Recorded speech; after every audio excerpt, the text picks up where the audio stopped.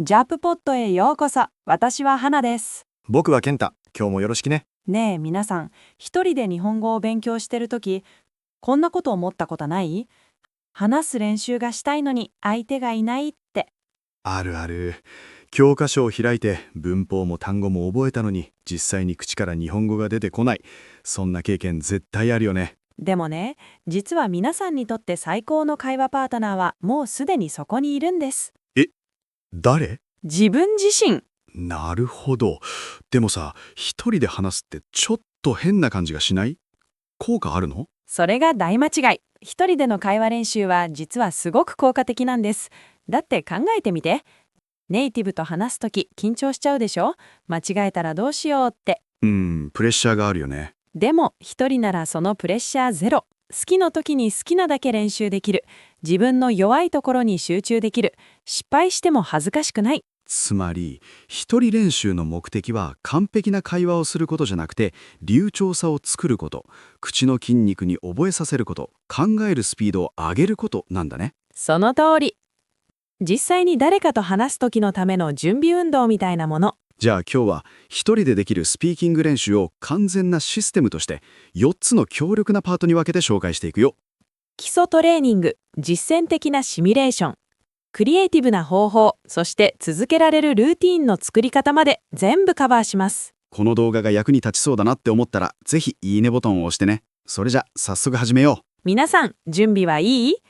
さあ、日本語を話し始めましょう。さて、ここからが本番。まずは基礎トレーニングから始めよう。基礎って言っても退屈なものじゃないから安心して。これは頭の中にある知識を実際に口から出す力に変えるトレーニングなんです。最初に紹介するのはシャドーイング。これめちゃくちゃ効果的。シャドーイングって何って思った人もいるよね。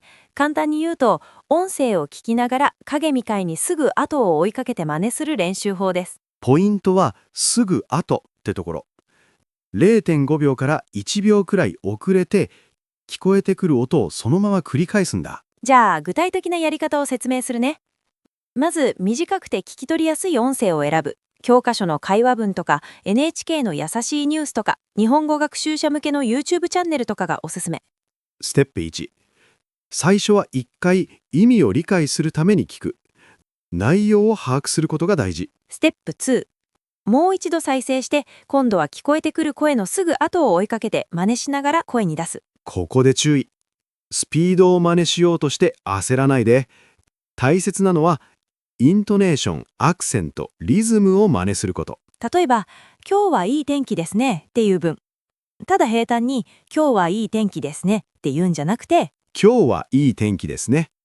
って抑揚をつける。そう、日本語は音楽みたいなもの。メロディーがあるんです。それをコピーするのがシャドーイングの真髄。最初は難しいかもしれないけど、毎日5分やるだけで発音がすごく良くなるよ。次は音読。これもシンプルだけどパワフルな方法です。音読ってただ読むだけでしょって思うかもしれないけど、実は脳と口を連携させる最高のトレーニングなんだ。黙読だと頭の中で理解するだけで終わっちゃう。でも音読は違う。目で見て、脳で処理して、口で形にして、耳で確認する。この4つのステップが同時に起こるの。何を読めばいいかっていうと、最初は簡単なものから。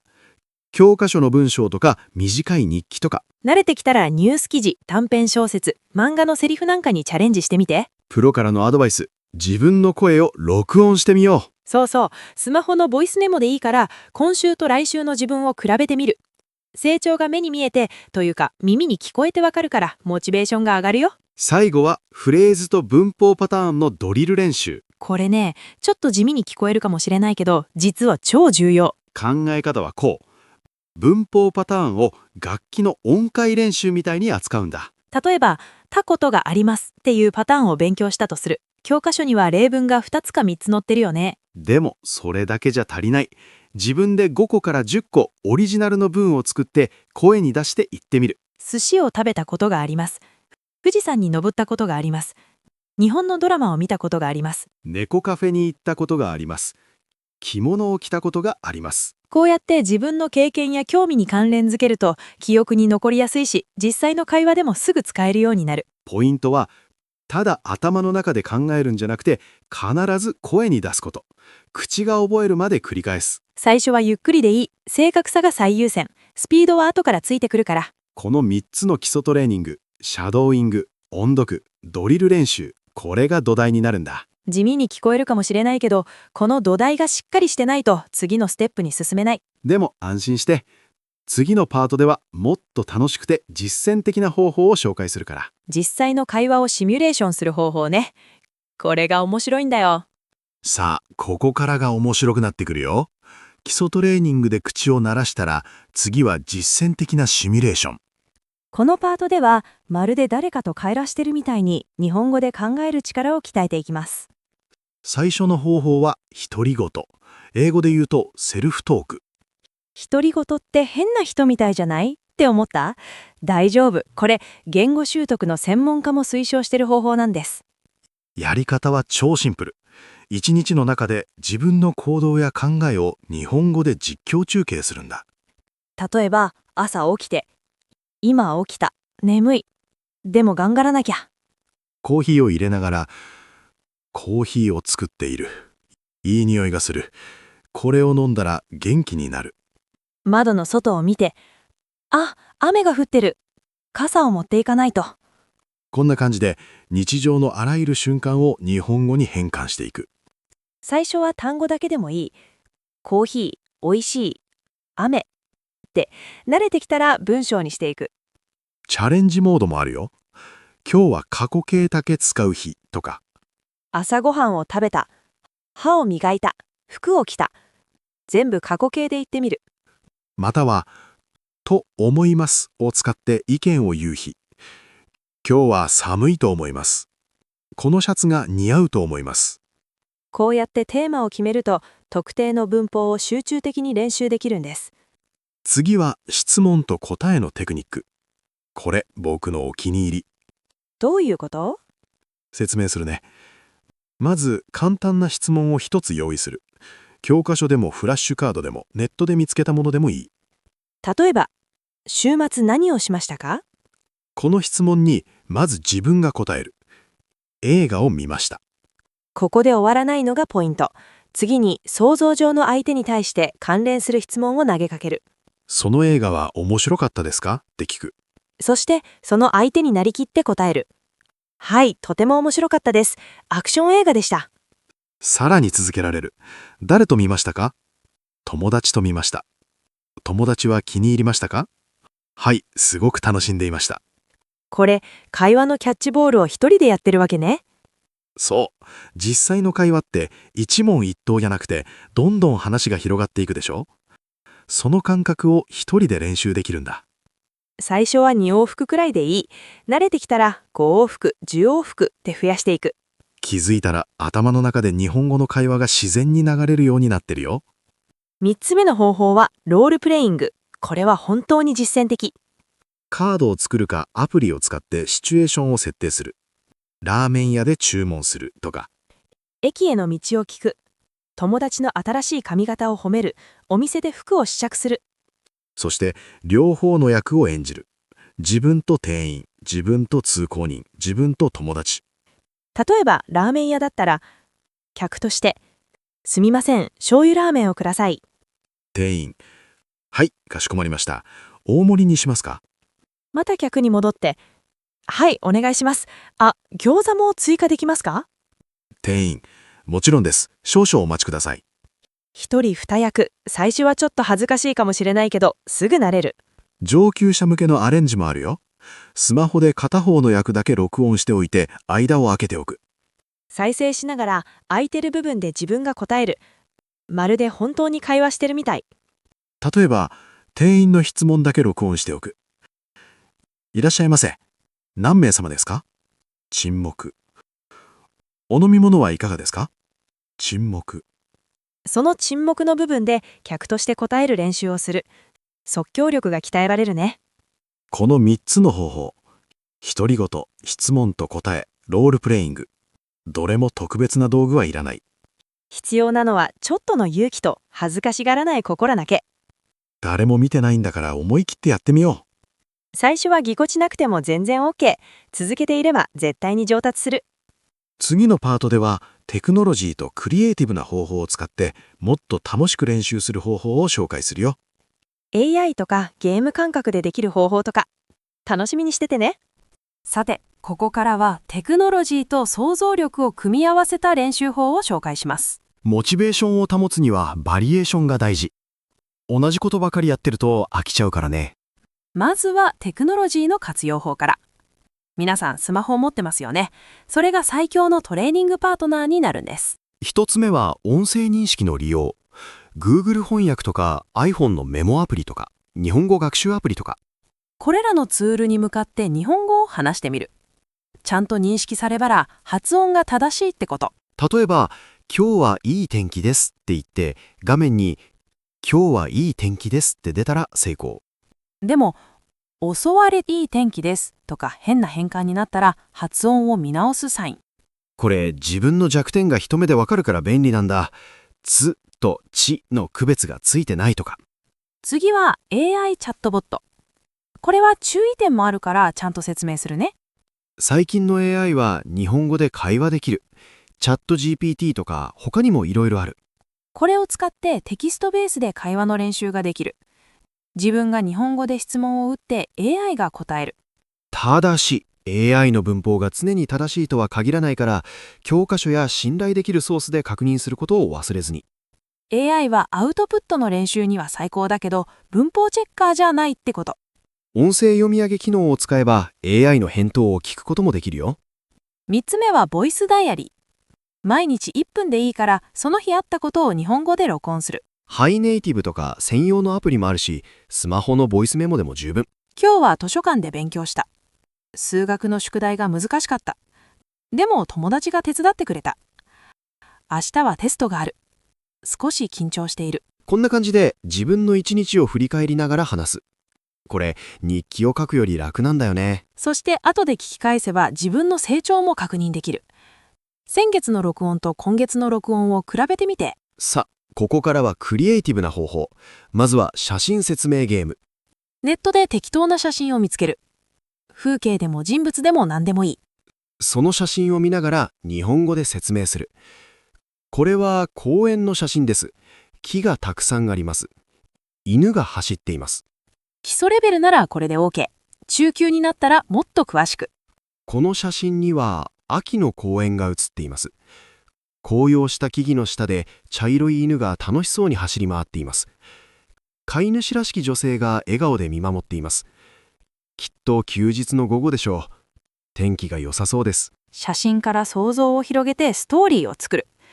これ語彙力も表現力も同時に鍛えられるんです。次は4コマ漫画を使った方法。これすごく楽しいよ。日本の4コマ漫画を用意する。でもセリフは読まない。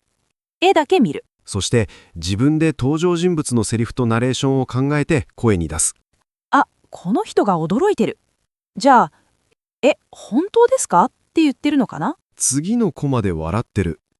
そうなんですよ。びっくりしましたかな？正解はない。自分の解釈で自由に物語を作っていいんです。最後はしかしだからゲーム。これ論理的な思考力も鍛えられる。ルールは簡単。まず一文で物語を始める。昨日友達とカフェに行った。次の文はしかしかだからで始めないといけない。しかしカフェは満席だった。さらに続ける。だから近くの別のお店に行くことにした。しかしそこも混んでいた。だから結局コンビニでコーヒーを買って公園で飲んだ。こうやって接続詞で文をつなげていく練習。会話の流れを作る訓練になるんだ。最初は3分。慣れたら5分、10分って伸ばしていく。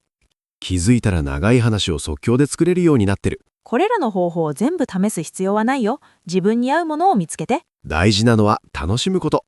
苦痛になったら続かないから。ゲーム感覚で遊びながら日本語を話す。それが一番の上達法。さて、次のパートではこれまで紹介した方法をどうやって毎日の習慣にするか、続けられるルーティーンの作り方を教えます。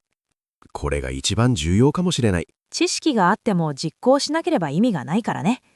一緒に実践的なプランを立てよう。さあ、最後のパート。ここまでいろんな方法を紹介してきたけど、一番大切なのは実は続けることなんです。そうなんだよね。どんなに素晴らしい方法も、一回やっただけじゃ意味がない。でも安心して、無理なく続けられる仕組みを一緒に作っていきましょう。まず提案したいのが、デイリー15フレームワーク。1日たった15分。 15分だけ？少なすぎない？それが逆にポイントなんだ。最初から毎日1時間やるぞって意気込むと、三日坊主になりがち。確かに、ハードル低い方が続けやすいよね。15分を3つに分ける。最初の5分、シャドーイングか音読。パート2で紹介した基礎トレーニングね。朝起きてすぐとか、通勤通学の時間にできる。次の5分、質問と答えか独り言。パート3の実践的シミュレーション。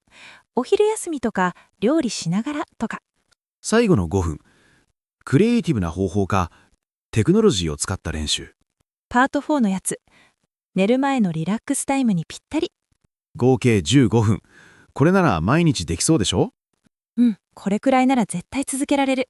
でも、もっとやりたい日はどうするの？もちろん、時間があればもっとやっていい。でも、最低ラインを15分に設定しておく。調子悪い日でもこれだけはやる。なるほど。完璧主義にならず、小さな継続を積み重ねるってことね。その通り。次に大事なのが、進歩の記録。記録？めんどくさそう。簡単でいいんだよ。ノートでもスマホのメモでも。今日15分話した。何々かもしれないパターンを練習した。これだけ。ああ、それならできる。毎日書くと振り返った時に、こんなに続けてたんだって実感できる。これがモチベーションになる。月に1回はベンチマーク録音もおすすめです。ベンチマーク録音って？同じ文章を読んだり、同じ質問に答えたりして録音しておく。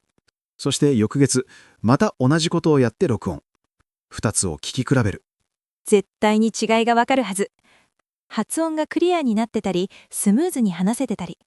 上達を耳で確認できるから、すごく励みになるんだよね。それから、スピーキング練習を他のスキルと組み合わせることも忘れずに。リスニングと組み合わせる。聞いた内容をシャドーイングの素材にする。ライティングと組み合わせる。短い文章を書いてから、それを完璧に読み上げる。リーディングと組み合わせる。一文を黙読して、目を離してからその文を記憶で言ってみる。こうすると、4技能全部が相乗効果でレベルアップするんです。あと、環境づくりも大切。話しやすい場所を見つけよう。一人になれる部屋とか、散歩中とか、車の中とか。恥ずかしがらずに声を出せる場所があると、練習のハードルが下がる。時間帯も決めちゃうといい？毎朝7時とか、夜9時とか。習慣化のコツは、同じ時間、同じ場所でやること。脳が自動的にモードに入るようになる。でもね、完璧を求めすぎないで。一日できなかった日があってもいい。大事なのは、また次の日から再開すること。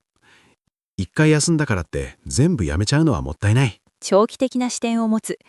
3ヶ月後、半年後、1年後の自分を想像してみて。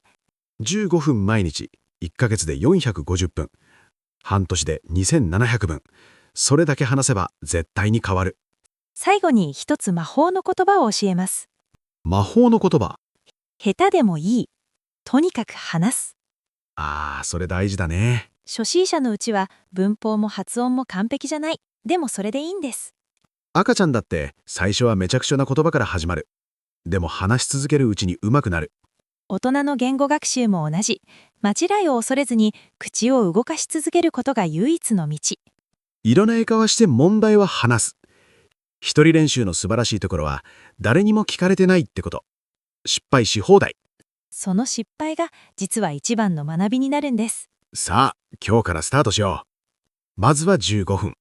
皆さんが日本語を流暢に話せる日はそう遠くないですよ。JAPOD もこれからも役立つコンテンツをどんどん出していくから。チャンネル登録まだの人はぜひお願いします。通知もオンにしてね。コメント欄でどの方法を試してみたいか教えてください。皆さんの声、すごく励みになります。それでは今日の動画はここまで。最後まで見てくれてありがとう。日本語の勉強楽しんでね。またね。バイバイ。